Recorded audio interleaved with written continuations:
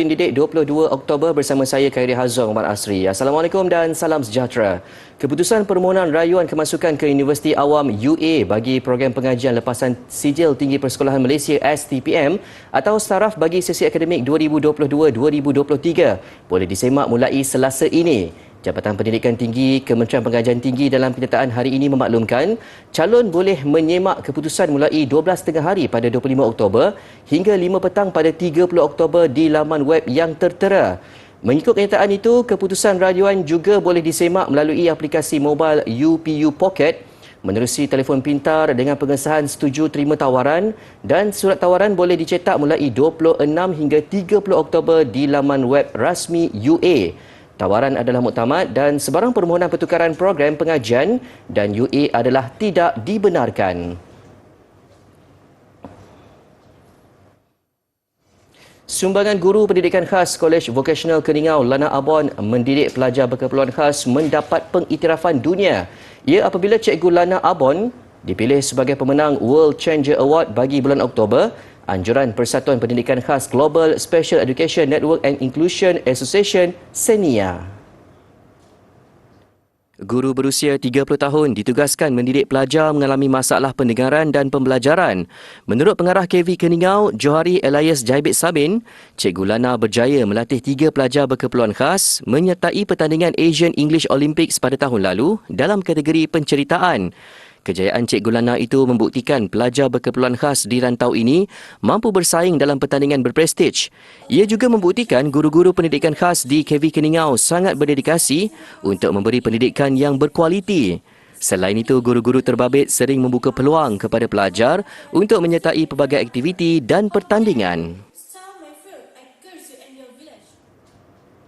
Kementerian Sains, Teknologi dan Inovasi MOSTI menggalakkan kaedah pembelajaran subjek sains, teknologi, kejuruteraan dan matematik STEM dilakukan dengan pendekatan yang lebih kreatif dan inovatif. Usaha berkenaan penting bagi memastikan Malaysia melahirkan lebih ramai pereka cipta berkualiti dan inovator tempatan yang mampu memacu ekonomi negara berasaskan inovasi.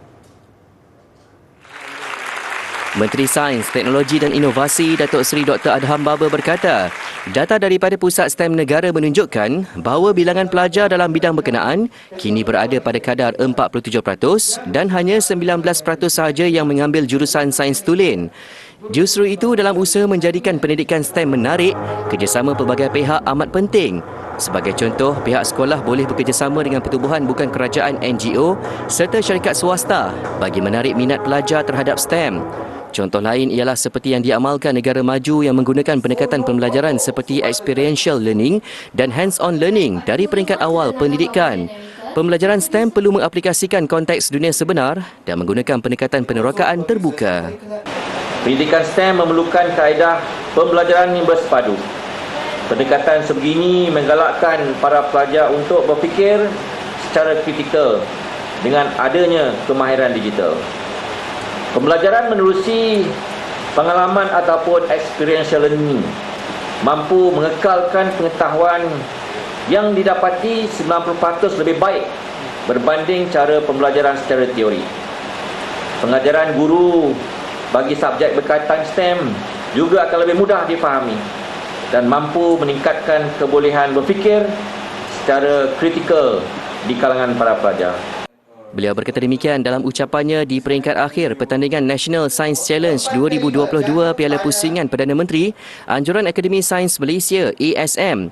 Katanya lagi, antara bidang fokus yang dilihat mampu menjadi game changer kepada negara ialah cetakan 4 dan 5D, teknologi biosains dan blockchain seperti yang dinyatakan dalam rangka kerja 10-10 Sains, Teknologi, Inovasi dan Ekonomi Malaysia.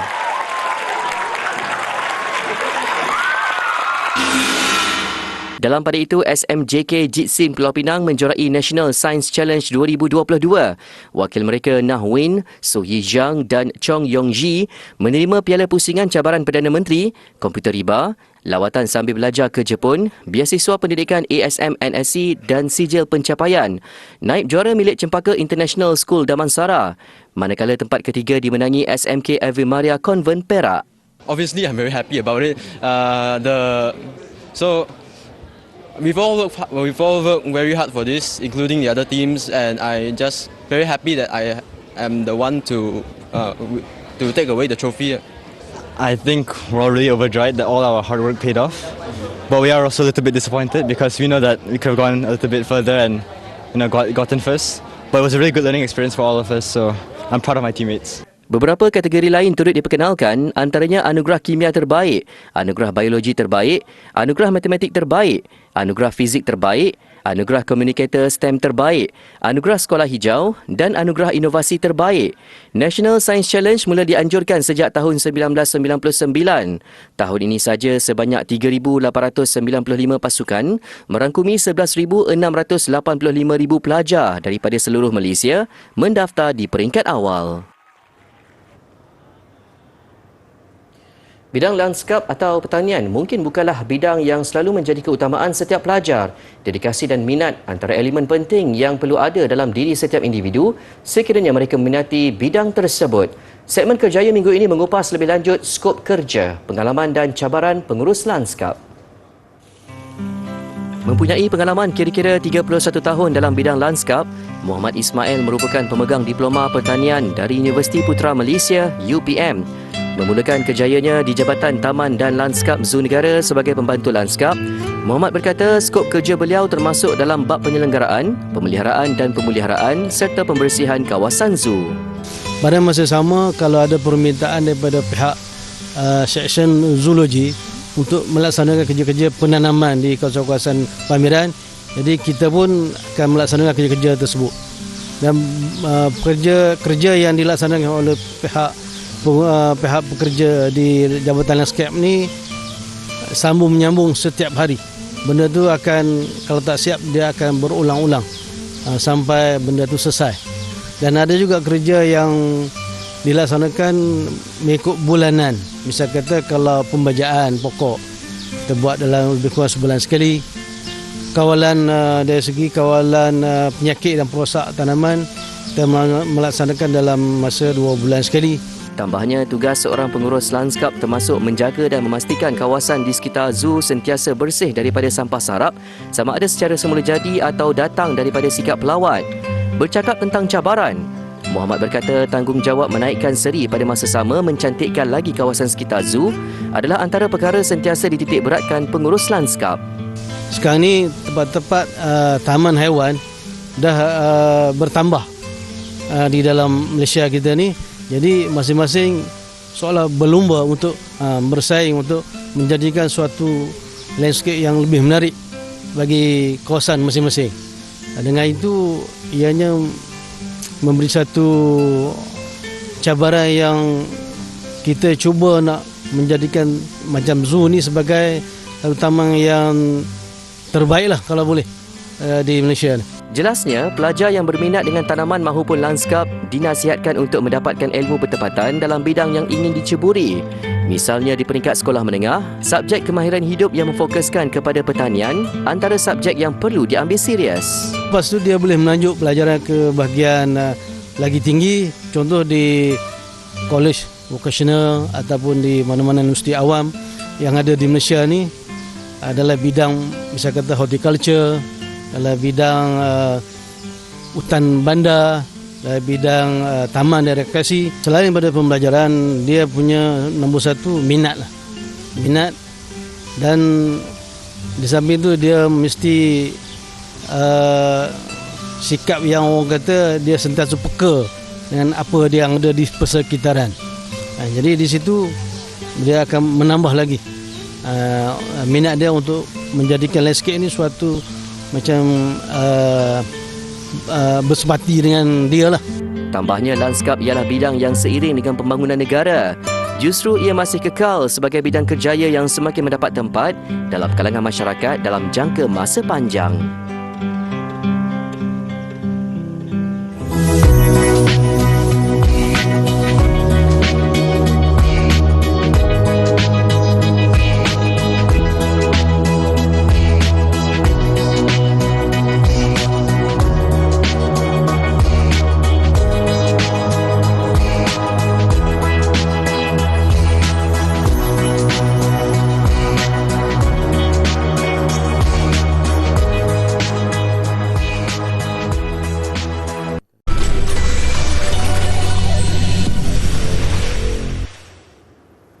Kembali di Buletin Didik. Kementerian Pendidikan Tinggi KPT bersetuju supaya semua institusi pendidikan tinggi IPT memberi pelepasan selama 5 hari kepada semua pelajarnya untuk pulang mengundi pada pilihan raya umum ke-15. Ketua Pengarah Pendidikan Tinggi Datuk Profesor Husaini Omar berkata, pelepasan itu diberikan kepada pelajar bermula 17 hingga 21 November. Ia dimaklumkan dalam satu surat edaran bertarikh semalam berdasarkan penguatkuasaan Undi 18. Pelepasan itu bagi memberi tempoh yang cukup kepada pelajar untuk membuat perjalanan pergi dan balik ke atau dari lokasi mengundi.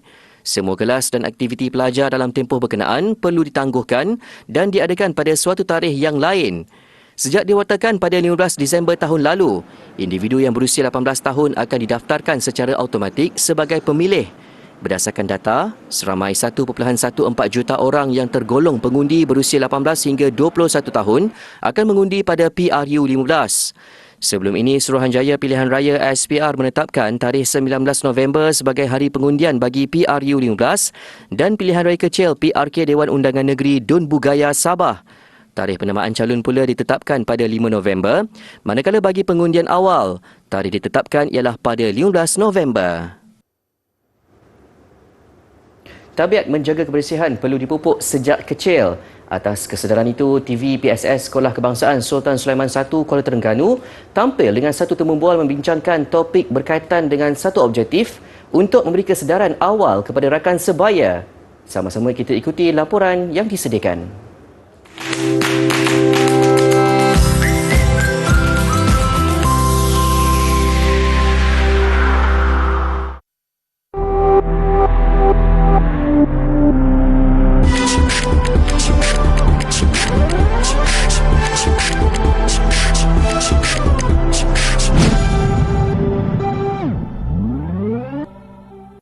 On 3, 2, 1, action. Assalamualaikum.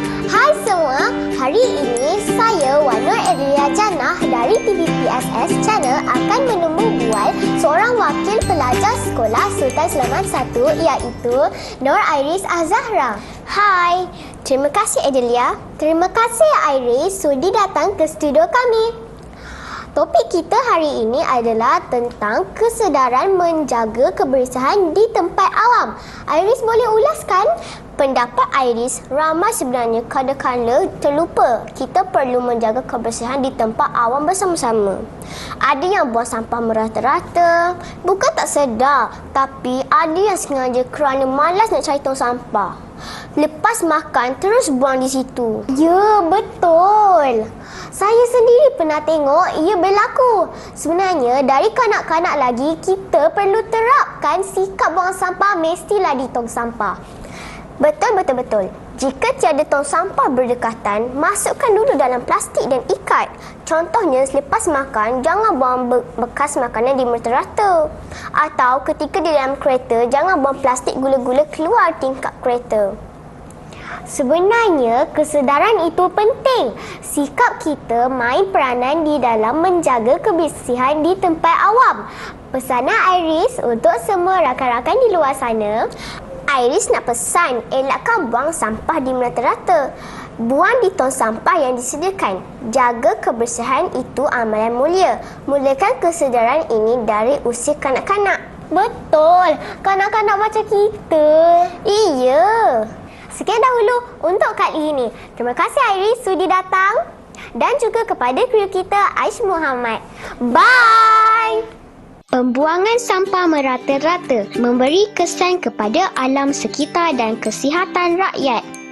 Berbagai kempen dibuat untuk memberi kesedaran kepada masyarakat agar membuang sampah di tong sampah yang disediakan. Bukan membuang sampah di longkang, parit atau sungai. Kesedaran dari peringkat kanak-kanak perlu diterapkan agar menjelang dewasa amalan menjaga kebersihan dan membuang sampah di tempat yang betul sudah sebati dalam diri. Ayo kawan-kawan, jaga kebersihan awam. Jadilah manusia yang berhemah dan bijak.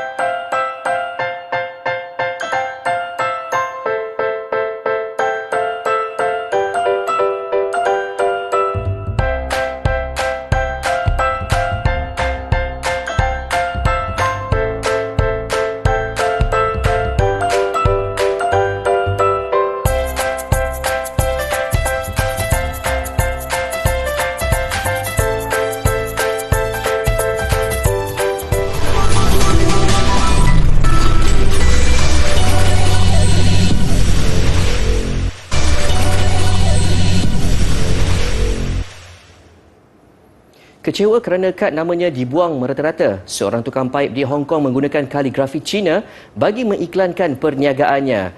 Idenya itu pantas mencuri tumpuan terutama kerana Yim Chiu Tong mampu menghasilkan kaligrafi yang agak cantik. Menurut Yim, 76 tahun, beliau mula kaedah itu sejak tahun 1960-an. Ia termasuk di lorong-lorong, tangga dan kawasan pejalan kaki. Tambahnya, sehingga kini sudah ribuan iklan berbentuk kaligrafi dibuatnya di sekitar kawasan padat dengan penduduk di Yau Ma Tei di Kowloon. Antara perkataan yang sering digunakannya termasuk Raja Tukang Paip, membuka paip, membersihkan dapur serta bilik air dan tidak perlukan perancah. Dalam semua kaligrafi itu, Yim turut meletakkan nombor telefonnya. Sudahnya ia menjadi antara punca Yim terpaksa menghentikan aktivitinya itu selepas pihak berkuasa Hong Kong menjalankan operasi pembersihan ke atas kawasan luar premis sejak pertengahan Ogos lalu. Akibatnya, Yim terpaksa menukarkan kelebihannya itu ke atas kanvas dan pertunjukan seni. Malah Yim turut mempunyai akaun di Instagram bagi memudahkan beliau mempamerkan bakat seninya. Dan untuk sementara, beliau masih melakukan kerja tukang paip sebagai sumber pendapatan utamanya. Pesta Buku Antarabangsa Libya menarik penyertaan lebih 200 syarikat penerbit daripada 13 buah negara Arab. Di sebalik sambutannya yang agak menggalakkan, jumlah pengunjung rendah dipercayai kerana kebanyakan harga buku yang ditawarkan agak mahal. Menurut salah seorang penerbit, jumlah kehadiran antara 60 hingga 70%. Puncanya kerana Pesta Buku Antarabangsa ini baru kali pertama diadakan di Benghazi dan ketika ini pula sesi persekolahan musim baru saja bermula di Libya. Hampir semua jenis buku dipamerkan, antaranya buku mengenai kebudayaan, sains dan agama. Pesta dijadual berlangsung selama 9 hari sehingga esok.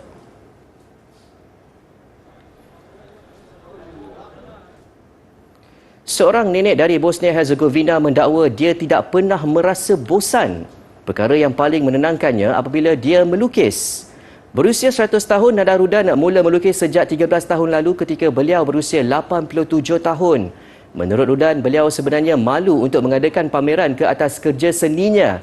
Ia dilakukan semata-mata kerana menuruti kehendak anak-anaknya bagi meraihkan sambutan hari lahirnya yang ke-100. Tambah Rudan, beliau banyak berkunjung ke luar negara sepanjang 10 tahun lalu. Hasilnya, beliau mendapat banyak ilham untuk melukis dan telah menghasilkan kira-kira 200 buah lukisan setakat ini. Tambahnya lagi, dia tidak menggunakan kacamata ketika melukis. Dia bangga kerana semua ahli keluarga, kawan dan jirannya hadir menyaksikan pameran lukisannya. Rudan yang mempunyai 2 orang anak, 3 cucu dan 4 cicit terselamat daripada Perang Dunia Kedua dan ketika Sarajevo ditawan oleh tentera Bosnia Serb dari tahun 1992 hingga 1995.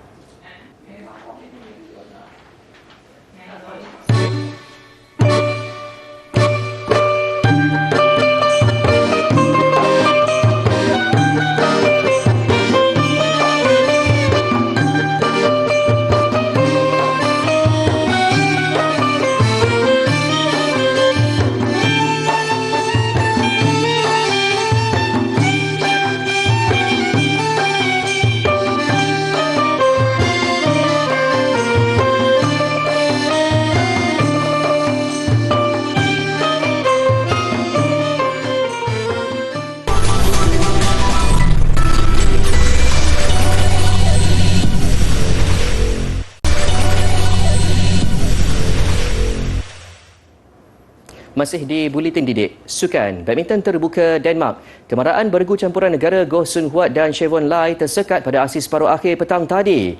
Goh Sun Huat, Chevron Lai yang mengejutkan pilihan kedua dari Jepun, Yuta Watanabe, Arisa Higashino semalam, terpaksa akur kepada gandingan dari China Zheng Jiwei, Huang Yaqiong, pilihan ketiga kejohanan. Bergu negara tewas 16-21 dan 22-24 meneruskan penguasaan lawan yang menang kesemua rekod 7 pertemuan mereka. Harapan Malaysia untuk memburu tiket final kini digalas gandingan juara dunia Aaron Chia dan Soh Woo Yik yang akan beraksi menentang bergu handalan Indonesia Marcus Fernandi Gideon dan Kevin Sanjaya Sukamuljo. Sementara itu, tumpuan peminat negara juga terarah kepada sandaran utama perseorangan Lee Zijia pada satu lagi aksi separuh akhir hari ini. Selaku pilihan keempat, Zijia berdepan jago Singapura, juga pilihan ketujuh Loh Kian Yew. Pada suku akhir semalam, Zijia menyingkirkan pemain Indonesia Jonathan Christie. Tewas 17-21, Zijia bangkit memenangi 2 set berikutnya, 21-9 dan 21-19. Apa yang pasti, laluan sukar buat Zijia pada separuh akhir menentang Qian Yu, juara dunia 2021. Moral lawan pasti tinggi selepas mencipta kejutan mengalahkan jago tuan rumah yang juga pilihan utama Victor Axelsen 21-17 dan 21-10 pada suku akhir. Turut meniti laluan mencabar, bergu lelaki profesional Ong Yu Sin dan Teo Yi Yi. Mereka menentang pilihan kelima dari Indonesia, Fajar Alfian dan Muhammad Rian Ardianto. Yu Sin dan Yi Yi mara ke separuh akhir selepas mengalahkan pasangan Taiwan Li Yang dan Lu Chen.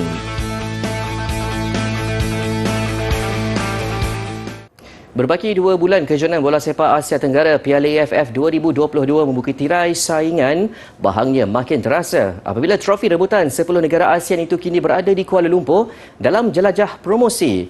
Bagi edisi kali ini, Persatuan Bola Sepak Malaysia FAM sudah ada perancangan bagi gelanggang alternatif selaku tuan rumah sekiranya Stadium Nasional Bukit Jalil tidak dapat digunakan. Menurut Setiausaha Agung Persatuan Bola Sepak Malaysia FAM Nur Azman Rahman, kemungkinan besar Stadium Nasional Bukit Jalil tidak dapat digunakan sebagai gelanggang tuan rumah bagi skuad kebangsaan. Ini disebabkan beberapa acara lain akan berlangsung di stadium berkenaan. FAM kini mempunyai 4 pilihan stadium sebagai alternatif, iaitu Stadium Sultan Ibrahim di Johor, Stadium Sultan Mizan Zainal Abidin Terengganu, Stadium Hang Jebat Melaka dan Stadium Bola Sepak Kuala Lumpur Ceras. Berdasarkan jadual perlawanan Piala AFF 2022, Malaysia akan melayan kunjungan 2 pasukan dalam kumpulan B, iaitu Laos pada 24 Disember dan Singapura 3 Januari. Okey, Padang untuk AFF Mitsubishi Cup ni kita akan finaliskan minggu depan.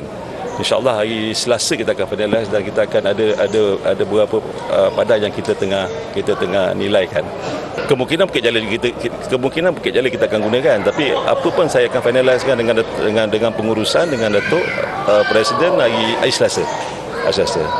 Antara persiapan menghadapi Piala AFF, skuad Harimau Malaya Kendalan Kim Pan Gon akan mengharungi 2 aksi persahabatan. 2 pasukan terbabit dijangka diumumkan Selasa ini.